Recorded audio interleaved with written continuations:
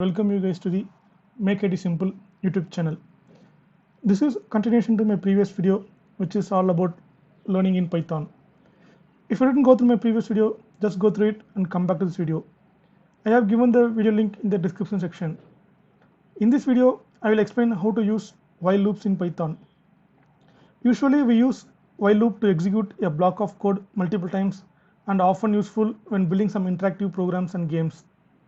In my next video, I will show you how to build a simple game using while loop. Now let's get started by using the example. So how we will write the while loop is we write the while statement first, like while, and then we'll write the condition. So the condition must satisfy.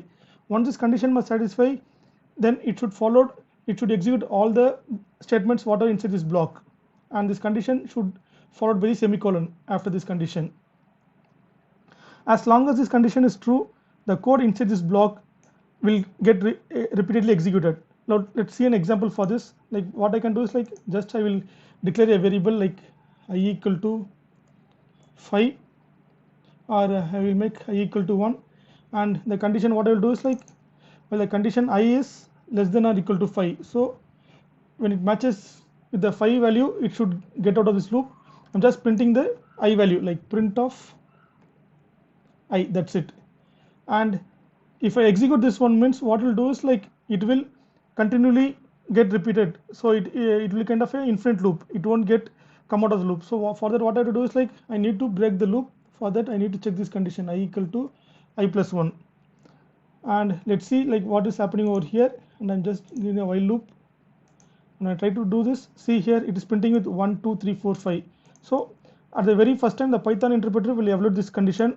I will be 1, and when it is checked with the value 1 is less than or equal to 5, it is printing, and then it is executing this assignment operator.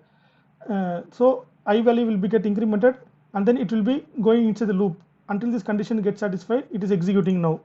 Let's see what is the value outside this loop. Shift print of, I'm using the format operator, value of I. So I'm using the I. What is the value of I? Let's see. I'm just executing this. See here it is showing value of 6. So once it is printing the getting executed, right, I equal to 6, it is checking the condition 6 is not less than or equal to 5. So it come out of this loop and it is getting printed over here. Now what I can do is I just use some asterisk operator to show how it will be getting printed with this asterisk.